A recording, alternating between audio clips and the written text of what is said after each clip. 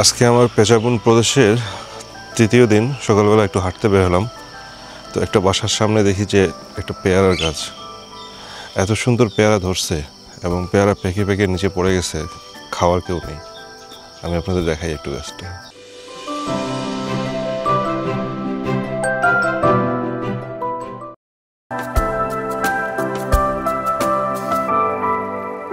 কতগুলো পেয়ারা, মাই গড! কিন্তু এই পেয়ারা খাওয়ার আসলে লোক নেই, কেউ খায়ও না। আশেপাশে দিয়ে মানুষ যাচ্ছে, কেউ ঘুরেও তাকায় না।